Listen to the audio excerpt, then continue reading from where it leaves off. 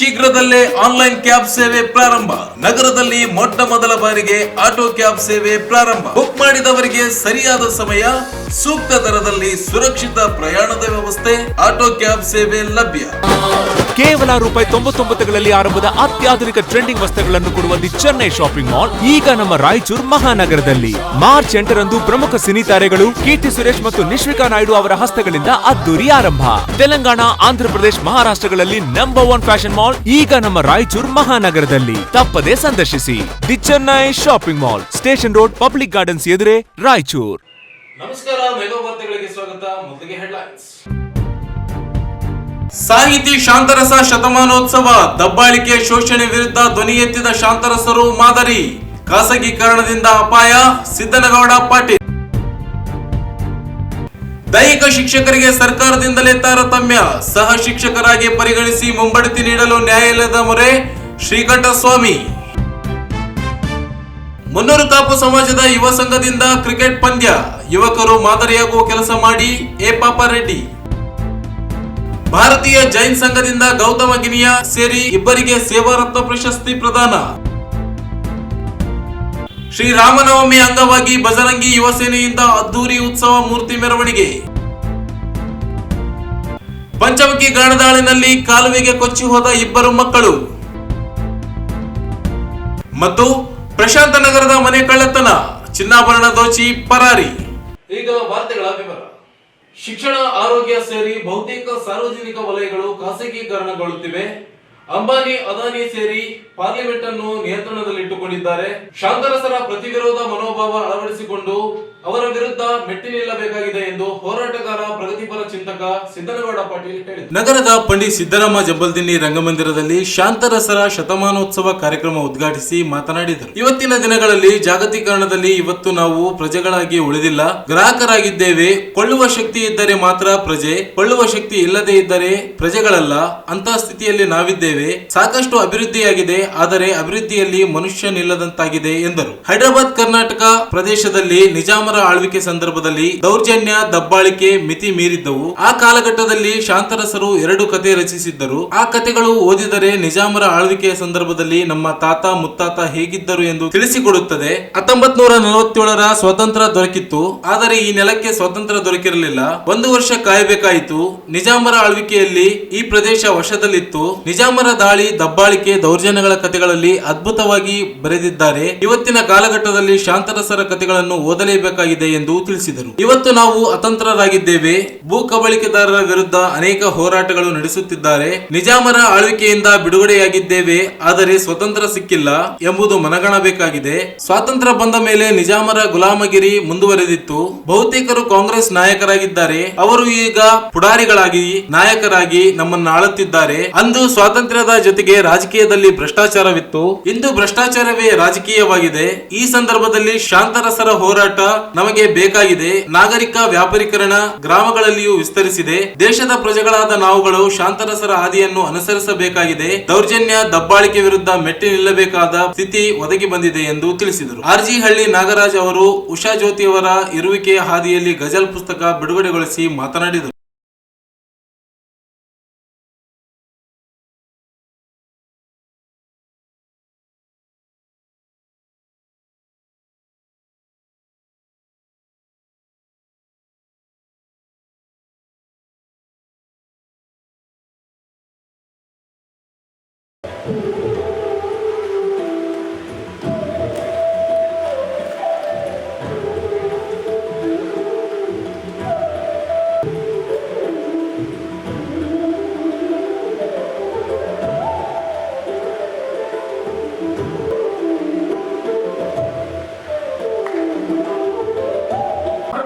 ಕನ್ನಡದ ಶಾಲೆಗಳೇ ಇಲ್ಲದಂಥ ಸಂದರ್ಭದಲ್ಲಿ, ಕನ್ನಡ ಅಕ್ಷರ ಕಲಿಕೆಗೂ ಅವಕಾಶ ಇಲ್ಲದಂಥ ಸಂದರ್ಭದಲ್ಲಿ ಅವರು ಒಬ್ಬ ಅನಾಥ ಮಗುವಾಗಿ ವಿದ್ಯೆಯನ್ನು ಸಂಪಾದನೆ ಮಾಡೋಕ್ಕೆ ಪಟ್ಟಿರ್ತಕ್ಕಂಥ ಶ್ರಮ ಇದೆ.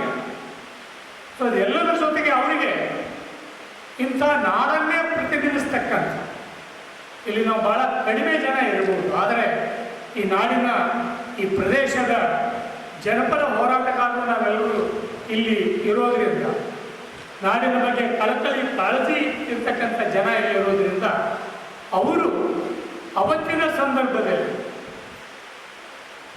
ನಿಜಾಂ ಕಾಲದ ಈ ಸರ್ಕಾರ ಈ ಪ್ರದೇಶದಲ್ಲಿ ಬಹುತೇಕ ಕನ್ನಡ ಶಾಲೆಗಳಿಗೆ ಕನ್ನಡ ಕಲಿಕೆಗೆ ಆದ್ಯತೆಯನ್ನು ಕೊಡದೇನೆ ಅವತ್ತಿನ ಆಡಳಿತ ಭಾಷೆ ಆಗಿರ್ತಕ್ಕಂಥ ಉರ್ದು ಭಾಷೆಗೆ ಏನು ಮಾನ್ಯತೆಯನ್ನು ಕೊಟ್ಟು ಅದನ್ನೊಂದು ಆಡಳಿತ ಭಾಷೆಯನ್ನಾಗಿ ಮಾಡಿತ್ತು. ಈ ಶಕ್ತಿನಗರದಲ್ಲಿ ನನ್ನ ಅಣ್ಣ ಒಂದು ಇಂಜಿನಿಯರ್ ಇತ್ತು, ಮುರುಗೇಂದ್ರಪ್ಪ ಅಂತ. ಬರಬೇಕಾದಾಗ ನಾನು ಶಾಂತ ಸರ್ ನೋಡಬೇಕು ಅನ್ನಿಸ್ತು, ಬಂದೆ. ಅವರು ಬಂದಾಕ್ಷಣ ನನ್ನನ್ನು ಭೇಟಿ ಮಾಡೋಕ್ಕೆ ಕಳಿಸಿದ್ದು ಯಾರನ್ನ ಅಂತ ಹೇಳಿದ್ರೆ, ನೀನು ನೋಡು ಇಲ್ಲಿ ಚೆನ್ನಣ್ಣ ವಾಲಿಕರ್ ಇದ್ದಾರೆ, ಆಮೇಲೆ ಜಮ್ಮಣ್ಣ ಅಮರ್ಜಿಂತ ಇದ್ದಾರೆ, ಬೋಳುಬಂಡಪ್ಪ ಅವರಿದ್ದಾರೆ, ಆಮೇಲೆ ಮುಸಾಫರಿ ರಾಯಚೂರು ಅವರಿದ್ದಾರೆ, ಲಲಿತಾ ನಾಯ್ಕ ಅವರಿದ್ದಾರೆ. ಇವ್ರನ್ನೆಲ್ಲ ಭೇಟಿ ಮಾಡಬೇಕು ಅಂತೇಳಿ 2 ದಿನ ಉಳಿಸ್ಕೊಂಡು ಅವರು ನನ್ನ ಜೊತೆಗೆ ಅನೇಕ ವಿಚಾರಗಳನ್ನು ಚರ್ಚೆ ಮಾಡಿ 84ರ ಬಹುಶಃ ಡಿಸೆಂಬರ್ ಕೊನೆ ಅಂತ ಕಾಣುತ್ತಾ ಇದೆ. ಅಂಥ ಒಂದು ನೆನಪುಗಳು ಮುಂದೆ ಬಿಡಿ. ಅವರು ಸಾಹಿತ್ಯ ಅಕಾಡೆಮಿ ಅಧ್ಯಕ್ಷರಾದ ಸಂದರ್ಭದಲ್ಲಿ ಅವರನ್ನ ಭೇಟಿ ಮಾಡ್ತಾ ಇದ್ದು, ಜನರಲ್ ಹಾಸ್ಟೆಲ್ ಇದ್ದಾಗ ಅವ್ರ ಶ್ರೀಮತಿಯವರು, ನಾವು ನನ್ನ ಶ್ರೀಮತಿ ಡಾಕ್ಟರ್ ಎಚ್ ಎಲ್ ಪುಷ್ಪ ಅವರಿಗೆ ಒಂದು ಸಂದರ್ಭದಲ್ಲಿ ಒಂದು ವಚನಕಾರರ ಬಗ್ಗೆ ಹೇಳ್ತಾ ಇದ್ದರು. ಕಂಕರಿ ಕಕ್ಕಯ್ಯ ಅಂತ ಒಬ್ಬ ವಚನಕಾರರ ಬಗ್ಗೆ ಬಹಳ ಸಮಗ್ರವಾಗಿ ಮಾತಾಡೋಕೆ ಶುರು ಮಾಡಿದರು. ವಚನದ ಬಗ್ಗೆ ಬಹಳ ಅದ್ಭುತವಾದ ಒಂದು ಕೃತಿ ಇದೆ ಅವರಿಗೆ. ಹೇಳ್ತಾ ಹೋದ್ರು, ಬಹಳ ಕುತೂಹಲಕಾರಿಯಾಗಿ ಅನಿಸ್ತು. ಅಂದರೆ ವಚನಕಾರರು ದೇವರನ್ನೇ ಪ್ರಶ್ನಿಸುವಂಥ ಒಂದು ಸಂದರ್ಭವನ್ನು ಇಟ್ಟುಕೊಂಡು ಆ ವಚನಕಾರ ಹೇಳುವಂಥದ್ದು, ಈ ನೀನೇನಯ್ಯ, ನಾನೇ ಶ್ರೇಷ್ಠ, ನನ್ನ ಕಾಯಕ ಶ್ರೇಷ್ಠ ಅಂತ ಹೇಳುವಂಥ ವಚನದ ಒಂದು ಅಭಿವ್ಯಕ್ತಿಯನ್ನು ಹೇಳ್ತಾರೆ. ಈ ಸಂದರ್ಭದಲ್ಲಿ ಚಿಂತಕ ಡಾಕ್ಟರ್ ಬಸವಪ್ರಭು ಪಾಟೀಲ್ ಬೆಟ್ಟದೂರು, ಕರ್ನಾಟಕ ಗಡಿ ಪ್ರದೇಶ ಅಭಿವೃದ್ಧಿ ಪ್ರಾಧಿಕಾರದ ಸದಸ್ಯ ಭಗತ್ರಾಜ್ ನಿಜಾಂಕರಿ, ರಾವಣ್ಣ ಹವಳೆ, ಶಾಂತಾ ಕುಲಕರ್ಣಿ, ಬಸವಪ್ರಭು ಸೇರಿ ಅನೇಕರು ಉಪಸ್ಥಿತರಿದ್ದರು.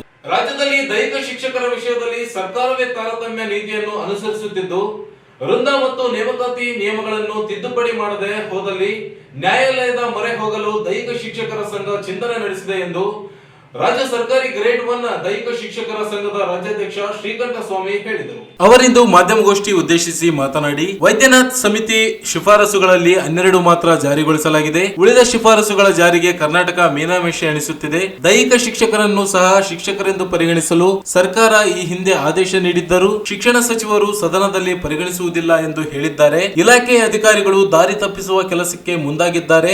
ಇಂದಿಗೂ ಶಾಲೆಗಳಲ್ಲಿ ದೈಹಿಕ ಶಿಕ್ಷಕರನ್ನು ತಾರತಮ್ಯವಾಗಿ ನೋಡಲಾಗುತ್ತಿದೆ.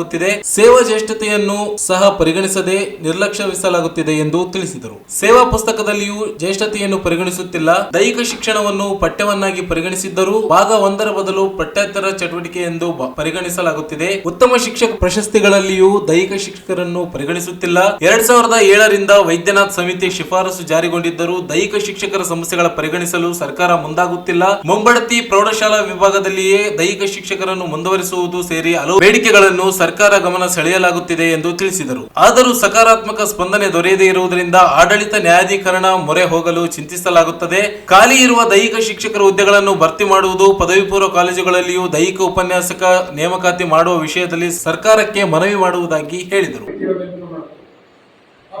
ಸಮಿತಿ ದೈಹಿಕ ಶಿಕ್ಷಣವನ್ನ ಹೇಗೆ ಅದಕ್ಕೆ ಪ್ರಾಮುಖ್ಯತೆ ಕೊಡಬೇಕು ಮತ್ತು ಏನೆಲ್ಲ ಬದಲಾವಣೆಗಳನ್ನು ಮಾಡಬೇಕು ಅನ್ನೋದ್ರ ಬಗ್ಗೆ ಸಮಗ್ರವಾದ ವರದಿಯನ್ನು ಕೊಡಲಿಕ್ಕೆ ಸರ್ಕಾರ ಆ ಒಂದು ಸಂದರ್ಭದಲ್ಲಿ ಕೆಲಸ ಹೇಳಬೇಕು. ಆಗ ಸಮಿತಿ ಸುಮಾರು 3 ತಿಂಗಳ ಕಾಲ ಕರ್ನಾಟಕದಾದ್ಯಂತ ಎಲ್ಲ ಶಾಲೆಗಳನ್ನು ಸಂಪರ್ಕಿಸಿ, ಇಲಾಖೆಗಳನ್ನು ಸಂಪರ್ಕಿಸಿ, ದೈಹಿಕ ಶಿಕ್ಷಕರನ್ನು ಸಂಪರ್ಕಿಸಿ ಸರ್ಕಾರಕ್ಕೆ ಒಂದು ವರದಿಯನ್ನು ಕೊಡುತ್ತೆ. ಆ ವರದಿಯಲ್ಲಿ ಸುಮಾರು 14 ವಿಷಯಗಳನ್ನ ಪ್ರಸ್ತಾಪ ಮಾಡ್ತಾರೆ.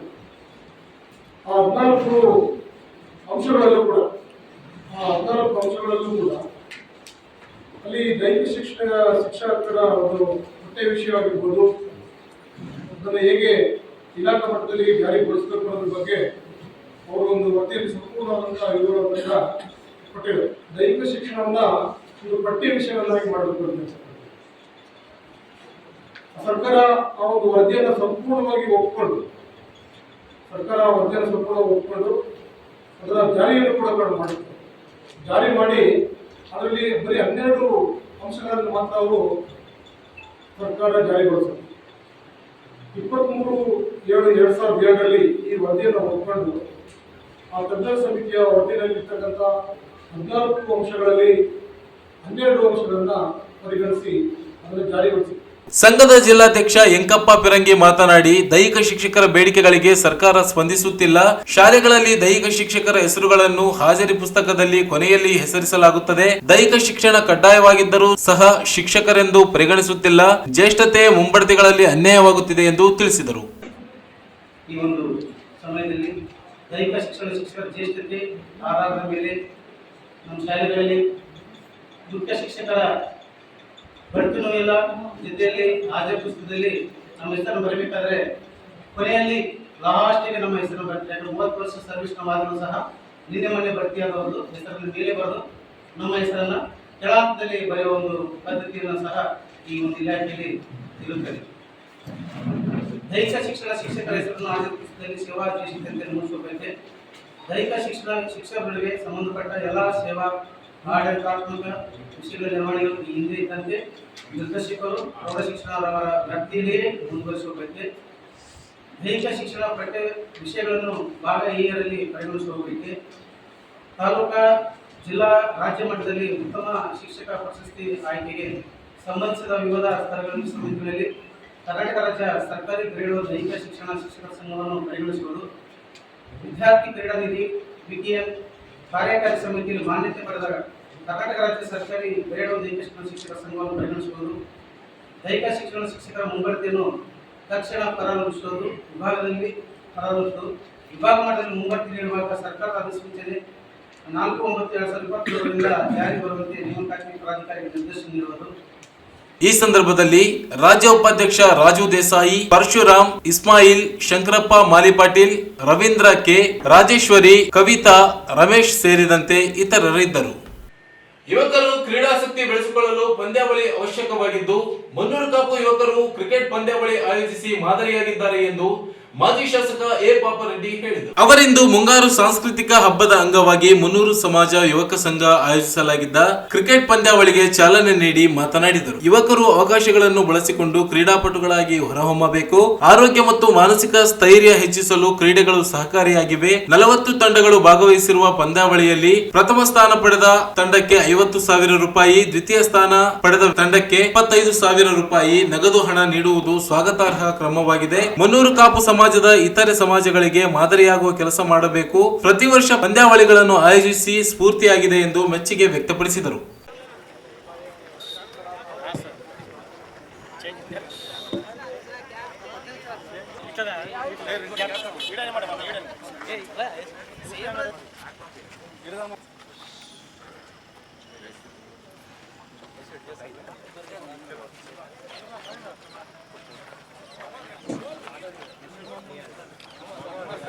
CSR ವರ್ಸಸ್ EV9 ಕ್ಯಾಪ್ ಈ ಒಂದು ಪಂದ್ಯಾವಳಿ ನಡೆಸುತ್ತೆ.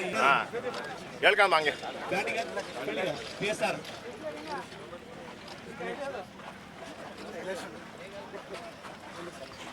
EV9 ಕ್ಯಾಂಪ್ ವಿನೋದ್ ಅವರ ಕಡೆಯಿಂದ ಉತ್ತಮ ರೀತಿ ಪ್ಲೇಯರ್ಸ್ ರೆಡಿ ಮಾಡಿದ್ದಾರೆ ಅವರು. ಅದೇ ರೀತಿಯಾಗಿ ನಮ್ಮ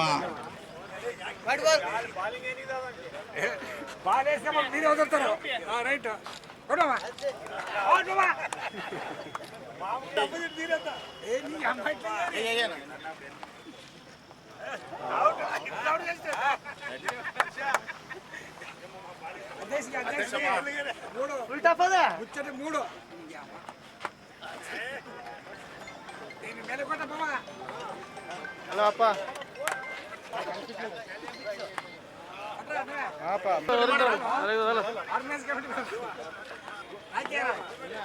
ಪಾಪಾರೆಡ್ಡಿ ಮಾಜಿ ಶಾಸಕರು ಅವರು ಈ ವೇದಿಕೆ ನಮ್ಮೆಲ್ಲರ ಕೇಂದ್ರ ಬಿಂದು.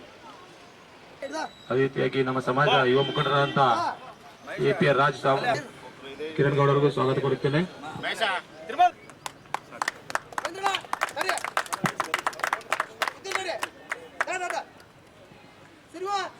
ಅದೇ ರೀತಿಯಾಗಿ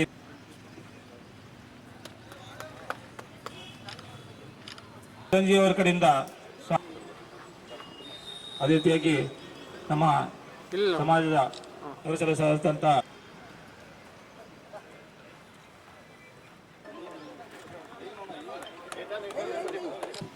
ನಮ್ಮ ತಿರುಮಲ, ಅದೇ ರೀತಿಯಾಗಿ ನಮ್ಮ ಭೋಜನ ತಿಮ್ಮರೆಡ್ಡಿ ಮಾಮನವರಿಗೆ ಸೇವೆಗೆ ಗೋಪಿ ಅವರಿಂದ ಸ್ವಾಗತ ಹಾಗೂ ಮಾಲಾರ್ಪಣೆ.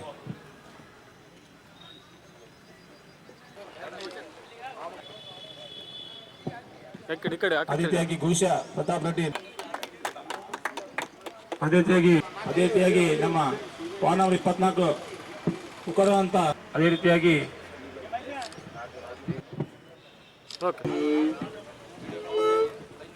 ಈ ಒಂದು ಕಾರ್ಯಕ್ರಮ ಉದ್ದೇಶಿಸಿ ಪಾಪಡ್ ಸಾಹೇಬ್ ಪಾರ್ಟಿಸಿಪೇಟ್ ಮಾಡಬಹುದು. ಇಂಥ ಉತ್ತಮ ಕಾರ್ಯಕ್ರಮವನ್ನು ನಮ್ಮ ಮುನ್ನೂರು ಕಾಪು ಸಮಾಜ ಮಾಡ್ತದೆ. ಈ ಗೌರ್ಮೆಂಟ್ ಅಲ್ಲಿ 40 ಟೀಮ್ಗಳು ಭಾಗವಹಿಸಿವೆ. ಮೊದಲು ಬಂದಂಥ ಟೀಮ್ಗೆ 50,000, ಎರಡನೇ ರನ್ನ ಸಪ್ಪಗೆ 25,000 ಬಹುಮಾನ ಕೊಡುವಂಥ ವ್ಯವಸ್ಥೆ ನಮ್ಮ ಮುನ್ನೂರು ಕಾಪು ಯುವಕರು ಮಾಡ್ತಾ ಇದ್ದಾರೆ. ಇದು ಉತ್ತಮವಾದಂಥ ಕೆಲಸ. ಎಲ್ಲ ಯುವಕರಿಗೆ ಈ ಒಂದು ಕ್ರಿಕೆಟ್ನಲ್ಲಿ ಭಾಗವಹಿಸಲಿಕ್ಕೆ ಅವಕಾಶ ಮಾಡಿಕೊಡುವಂಥ ವ್ಯವಸ್ಥೆ ಆಗ್ತದೆ. ಅವರ ಅವಕಾಶನೂ ಆಗ್ತದೆ, ಅವರ ಆರೋಗ್ಯನೂ ದೃಷ್ಟಿಯಿಂದ ಉತ್ತಮವಾದಂಥ ವ್ಯವಸ್ಥೆ ಆಗ್ತದೆ. ಇಡೀ ರಾಯಚೂರು ಸಿಟಿಯಲ್ಲಿ ಇಂಥ ಉತ್ತಮವಾದಂಥ ಕ್ರಿಕೆಟ್ ಬದಲಾವಣೆ ಮಾಡಿದ್ದು ಮುನ್ನೂರು ಕಾಪು ಸಮಾಜಕ್ಕೆ ಸೇರ್ತದೆ. ಇಂಥ ಉತ್ತಮ ಕೆಲಸವನ್ನು ಮಾಡಿದಂಥ ನನ್ನ ಮುನ್ನೂರು ಕಾಪು ಸಮಾಜ ಯುವಕರಿಗೆ ಅಭಿನಂದನೆ ಸಲ್ಲಿಸ್ತಾ ಇದ್ದೀನಿ. ಇಂಥ ಮನೆ ಓದ್ತಿಗಳು ಇಲ್ಲಿ ಇದೇ ಊರಿನಲ್ಲಿ ಫುಟ್ಬಾಲ್, ವಾಲಿಬಾಲ್ ಮ್ಯಾಚ್ ಆಯಿತು. ಅದು ಇಡೀ ರಾಜ್ಯ ಮಟ್ಟದಲ್ಲಿ ಒಂದು ಪಂದ್ಯಾವಳಿ ಆಗಿತ್ತು. ಅಂಥ ಉತ್ತಮ ಕಾರ್ಯಕ್ರಮವನ್ನು ಮಾಡುವಂಥ ನಮ್ಮ ಯುವಕರು ಉತ್ತಮ ರೀತಿಯಲ್ಲಿ ಮಾರ್ಗದರ್ಶಕ ಆಗಿದ್ದಾರೆ. ಇಂಥ ಉತ್ತಮ ಕೆಲಸವನ್ನು ಹೆಚ್ಚಿಗೆ ಮಾಡುವಂಥ ವ್ಯವಸ್ಥೆ ಆಗಬೇಕು. ಮುನ್ನೂರು ಕಾಪು ಸಮಾಜ ಹೆಸರು ಜೊತೆಗೆ ಅವರು ಅನುಕೂಲಗೊಳಿಸುತ್ತಾರೆ. ಎಲ್ಲ ಮುನ್ನೂರು ಕಾಪು ಸಮಾಜ ಇಂಥ ಉತ್ತಮವಾದಂಥ ಕೆಲಸಗಳು ಮಾಡ್ತದೆ ಅನ್ನೋ ಭಾವನೆ ಇಡೀ ರಾಯಚೂರು ನಗರದಲ್ಲಿ ಬರುವಂಥ ವ್ಯವಸ್ಥೆ ಆಗ್ತದೆ. ಇಂಥ ಉತ್ತಮ ಕೆಲಸವನ್ನು ಮಾಡುತ್ತಾರೆ. ಅವರಿಗೆ ಅಭಿನಂದನೆ ಸಲ್ಲಿಸಿ ಇನ್ನೂ ಇಂಥ ಉತ್ತಮ ಕೆಲಸಗಳು ಮಾಡಲಿ ಅಂತ ಭಗವಂತನು ಅವರಿಗೆ ಆಶೀರ್ವಾದ ಮಾಡ ಅಂತ ಹೇಳಿ ನನ್ನ ಮಾತು ಮುಗಿಸ್ತೇನೆ. ಈ ಸಂದರ್ಭದಲ್ಲಿ ಮುನ್ನೂರು ಕಾಪು ಸಮಾಜದ ಅಧ್ಯಕ್ಷ ಬೆಲ್ಲಂ ನರಸರೆಡ್ಡಿ, ಯುವ ಘಟಕದ ಅಧ್ಯಕ್ಷ ಬಂಗಿ ನರಸರೆಡ್ಡಿ, ಪ್ರಮುಖರಾದ N Srinivasa Reddy, T Srinivasa Reddy, B Timma Reddy, P Srinivasa Reddy, U Narasa Reddy, Narva Srinivasa Reddy, G Pratap Reddy, Pundla Rajendra Reddy, N Satya Reddy, K Ravindra Reddy, daddy Veeresh, camp Narasa Reddy, G Vijayaraja Reddy, Bhagavanth Reddy, Sandeep Reddy ಸೇರಿದಂತೆ ಅನೇಕ ಯುವಕರು, ವಿವಿಧ ತಂಡಗಳ ಕ್ರೀಡಾಪಟುಗಳು ಭಾಗವಹಿಸಿದ್ದರು. ಈಗ ಜಾಹೀರಾತುಗಳು. ಬಂದಾಯಿತು ಮನ ಮೆಚ್ಚಾಯಿತು ಚೆನ್ನೈ ಶಾಪಿಂಗ್ ಮಾಲ್.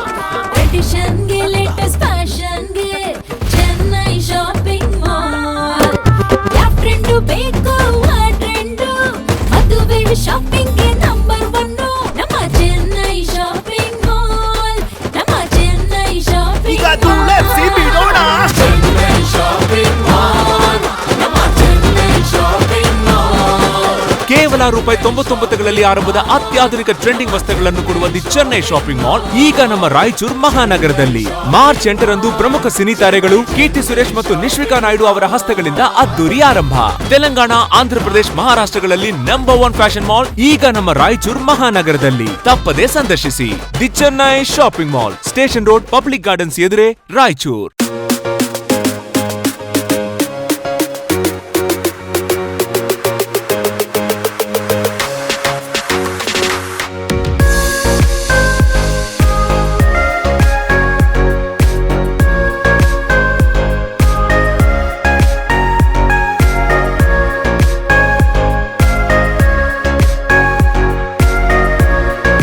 ರಾಯಚೂರಿನಲ್ಲಿ ಅತಿ ಶೀಘ್ರದಲ್ಲೇ ಆನ್ಲೈನ್ ಕ್ಯಾಬ್ ಸೇವೆ ಪ್ರಾರಂಭ.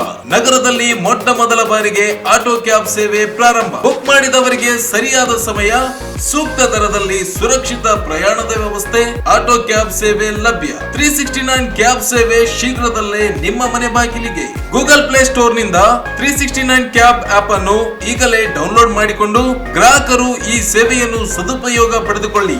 ಹಿಂದೆ ಸಂಪರ್ಕಿಸಿ 369 auto cabs, first floor, Anusha complex, Navodaya medical college ಎದುರುಗಡೆ, ಮಂತ್ರಾಲಯ ರಸ್ತೆ, ರಾಯಚೂರು. ಹೆಚ್ಚಿನ ಮಾಹಿತಿಗಾಗಿ ಸಂಪರ್ಕಿಸಿ ಮೊಬೈಲ್ ಸಂಖ್ಯೆ 988 697 5566.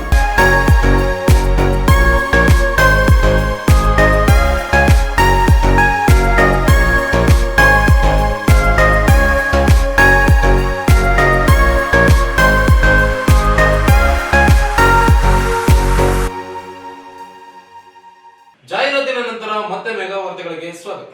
ಕೋವಿಡ್-19 ಸಂದರ್ಭದಲ್ಲಿ ಆಮ್ಲಜನಕ ಕೊರತೆ ಇದ್ದ ವೇಳೆ ಗೌತಮ್ ಗಿಯಾ ಮತ್ತು ಶ್ರೀಪಾಲ್ ಕೊಠಾರಿ ಅವರು ಆಮ್ಲಜನಕಗಳನ್ನು ಒದಗಿಸುವ ಮೂಲಕ ರೋಗಿಗಳ ಜೀವ ಉಳಿಸಿದ್ದಾರೆ. ಜೀವಗಳನ್ನು ಉಳಿಸುವಲ್ಲಿ ಪ್ರಮುಖ ಪಾತ್ರ ವಹಿಸಿದ್ದಾರೆ. ಇಲ್ಲಿಯವರೆಗೆ 911 ರೋಗಿಗಳು ಅವುಗಳ ಬಳಕೆಯಿಂದ ಪ್ರಯೋಜನ ಪಡೆದಿದ್ದಾರೆ ಎಂದು ಭಾರತೀಯ ಜೈನ್ ಸಂಘಟನೆಯ ಸಿಇಒ ಕಮಲ್ ಕುಮಾರ್ ಜೈನ್ ಹೇಳಿದರು. ನಗರದ ಜೈನ್ ಭವನದಲ್ಲಿ ಭಾರತೀಯ ಜೈನ್ ಸಂಘಟನೆ ಬಿಜಿಎಸ್ ವತಿಯಿಂದ ಕೋವಿಡ್-19 ಸಾಂಕ್ರಾಮಿಕ ಸಮಯದಲ್ಲಿ ದಾನ ಮಾಡಿದ 108 ಆಮ್ಲಜನಕ ಸಾಂದ್ರೀಕರಣ ಯಂತ್ರಗಳನ್ನು ನೀಡಿದ ದಾನಿಗಳಿಗೆ ಗೌತಮ್ ಗಿಯಾ ಮತ್ತು ಶ್ರೀಪಾಲ್ ಕೊಠಾರಿ ಅವರಿಗೆ ಜೈನ್ ಸೇವಾ ರತ್ನ ಪ್ರಶಸ್ತಿ ಪ್ರದಾನ ಕಾರ್ಯಕ್ರಮದಲ್ಲಿ ಕೋವಿಡ್-19 ಬಿಕ್ಕಟ್ಟಿನ ಸಂದರ್ಭದಲ್ಲಿ ಆಮ್ಲಜನಕ ಯಂತ್ರಗಳನ್ನು ರಾಷ್ಟ್ರವ್ಯಾಪಿ ಕೊರತೆ ಇತ್ತು. ಬಿಜಿಎಸ್ ರಾಯಚೂರು ಅಗತ್ಯವಿರುವ ಯಂತ್ರಗಳನ್ನು ಒದಗಿಸಿದ್ದಲ್ಲದೆ ಎಸ್ಕೆಇಎಸ್ ಪ್ಯಾರಾಮೆಡಿಕಲ್ ಕಾಲೇಜಿನ ಸಹಯೋಗದೊಂದಿಗೆ ಮನೆ ಮತ್ತು ಆಸ್ಪತ್ರೆ ವಿತರಣಾ ಸೇವೆಗಳನ್ನು ಸಹ ವ್ಯವಸ್ಥೆ ಮಾಡಿದ್ದನ್ನು ಶ್ಲಾಘಿಸಿದರು. ರಾಯಚೂರು, ಹೈದರಾಬಾದ್ ಮತ್ತು ಇತರ ಹಲವು ನಗರಗಳಲ್ಲಿ ಆಸ್ಪತ್ರೆ ವ್ಯವಸ್ಥೆಗಳಲ್ಲಿ ಅನೇಕ ವ್ಯಕ್ತಿಗಳಿಗೆ ಸಹಾಯ ಮಾಡುವಲ್ಲಿ, ಆಸ್ಪತ್ರೆ ಸೌಲಭ್ಯಗಳನ್ನು ವ್ಯವಸ್ಥೆ ಮಾಡುವಲ್ಲಿ ಮತ್ತು ಲಸಿಕೆ ಕೊರತೆಯ ಸಮಯದಲ್ಲಿ ಭಾರತಾದ್ಯಂತ ಲಸಿಕೆ ಕಾರ್ಯಕ್ರಮಗಳನ್ನು ಸಂಘಟಿಸುವಲ್ಲಿ ಅತ್ಯುತ್ತಮ ಕೊಡುಗೆಗಳಾಗಿ ಗೌತಮ್ ಗಿಯಾ ಅವರಿಗೆ ಜೈನ್ ಸೇವಾ ರತ್ನ ಪ್ರಶಸ್ತಿಯನ್ನು ನೀಡಲಾಯಿತು. ಶ್ರೀಪಾಲ್ ಕೊಠಾರಿ ರಾಯಚೂರಿನಲ್ಲಿ ಹಗಲು ರಾತ್ರಿ ರೋಗಿಗಳಿಗೆ ಸೇವೆ ಸಲ್ಲಿಸಲು, ಆಮ್ಲಜನಕ ಸಾಂದ್ರೀಕರಣ ಯಂತ್ರಗಳೊಂದಿಗೆ ಸಹಾಯ ಮಾಡಲು ಮತ್ತು ಯಂತ್ರಗಳನ್ನು ಸ್ಥಾಪಿಸಲು ಮನೆ ಭೇಟಿಗಳನ್ನು ಒದಗಿಸಲು ತಮ್ಮನ್ನು ತಾವು ಅರ್ಪಿಸಿಕೊಂಡರು. ಕೋವಿಡ್ ಯೋಧ ಎಂದು ಗುರುತಿಸಲ್ಪಟ್ಟ ಮಿತೇಶ್ ಬನ್ಸಾಲಿ ಅವರೊಂದಿಗೆ ಅವರು ಆಹಾರ ವಿತರಣಾ ಪ್ರಯತ್ನಗಳನ್ನು ಸಹ ಆಯೋಜಿಸಿದ್ದರು ಎಂದು ತಿಳಿಸಿದರು. ಭಾರತೀಯ ಜೈನ್ ಸಂಘಟನೆಯ ಪುಣೆಯ ವ್ಯವಸ್ಥಾಪಕ ನಿರ್ದೇಶಕ ಕೋಮಲ್ ಜೈನ್ ಮಾತನಾಡಿ, ಬಿಜಿಎಸ್ ರಾಯಚೂರು ಕೆಲಸವನ್ನು ವಿಶೇಷವಾಗಿ ಸ್ಥಳೀಯ ಜಲಮೂಲಗಳಿಗೆ ನೀರು ಹೂಳು ತೆಗೆಯುವ ಕಾರ್ಯಕ್ರಮಗಳನ್ನು ಮತ್ತು ಆಮ್ಲಜನಕ ಸಾಂದ್ರೀಕರಣ ಯಂತ್ರಗಳನ್ನು ವಿತರಿಸುವ ಕಾರ್ಯವನ್ನು ಶ್ಲಾಘಿಸಿದರು. ಅಖಿಲ ಭಾರತ ಜೈನ್ ಸಂಘಟನೆಯ ಮಾಜಿ ರಾಷ್ಟ್ರೀಯ ಅಧ್ಯಕ್ಷ ಪ್ರಫುಲ್ ಪೆರೇಕ್ ಮಾತನಾಡಿ, ವಿಶೇಷವಾಗಿ ಕೋವಿಡ್-19 ರೋಗಿಗಳನ್ನು ಸಂಪರ್ಕಿಸಲು ಹಿಂಜರಿಯುತ್ತಿರುವಾಗ ಅಂತಹ ಕಠಿಣ ಸಮಯದಲ್ಲಿ ಮನೆಗಳಿಗೆ ಯಂತ್ರಗಳನ್ನು ತಲುಪಿಸಲು ಮತ್ತು ಸ್ಥಾಪಿಸಲು ಕೆಲಸಗಳಿಗೆ ಮೆಚ್ಚುಗೆ ವ್ಯಕ್ತಪಡಿಸಿದರು.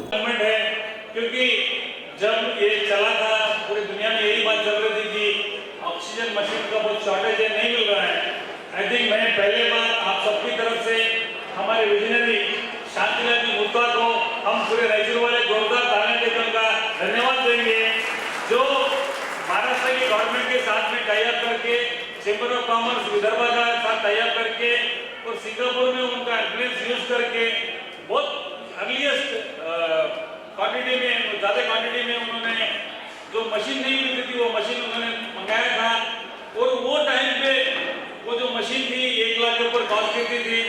शांतिलाल भवन में बीजीएस ने सिर्फ 50,000 में हमें उपलब्ध किया और उसके अलावा 50,000 में एडीजी बेनिफिट मिलता था. कोई टैक्स पेयर तो सिर्फ 25,000 या कुछ छोटा कॉस्ट गिरता था उनको.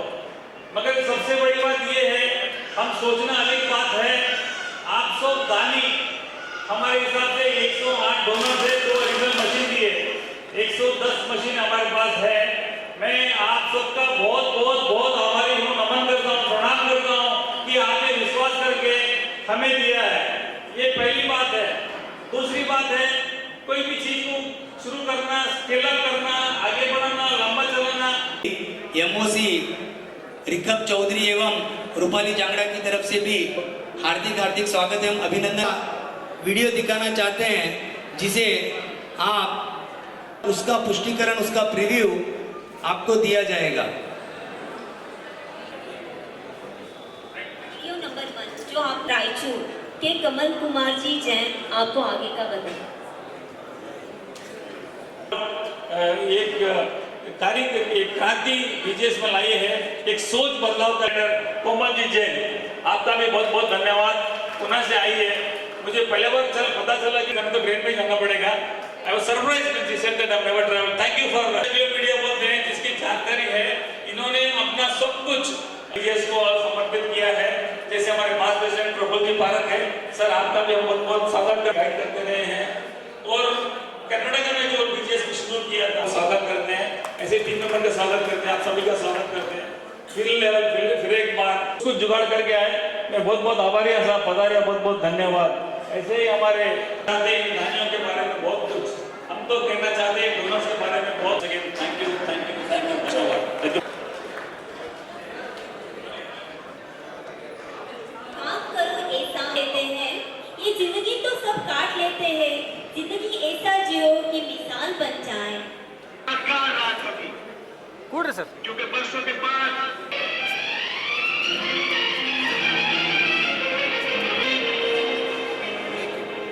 जीना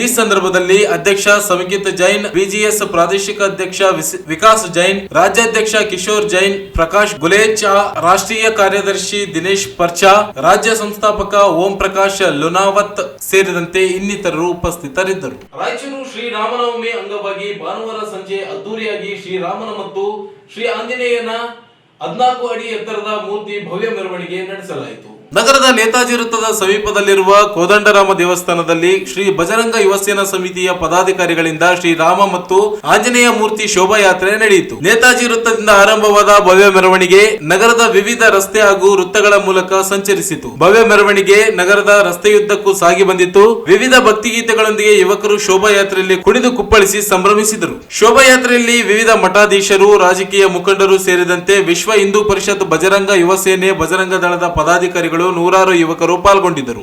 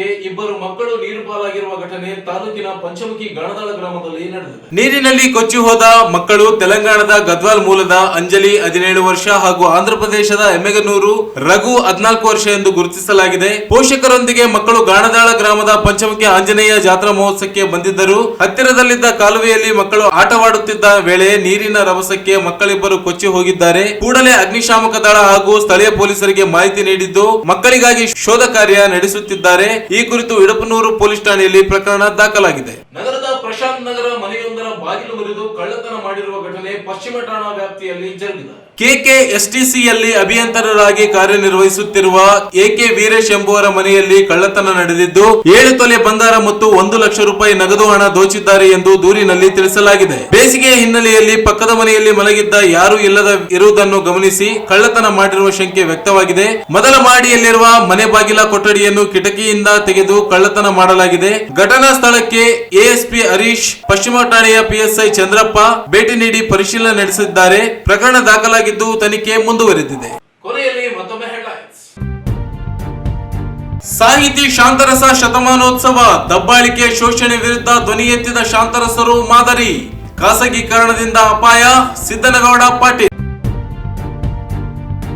ದೈಹಿಕ ಶಿಕ್ಷಕರಿಗೆ ಸರ್ಕಾರದಿಂದಲೇ ತಾರತಮ್ಯ, ಸಹ ಶಿಕ್ಷಕರಾಗಿ ಪರಿಗಣಿಸಿ ಮುಂಬಡ್ತಿ ನೀಡಲು ನ್ಯಾಯಾಲಯದ ಮೊರೆ, ಶ್ರೀಕಂಠಸ್ವಾಮಿ.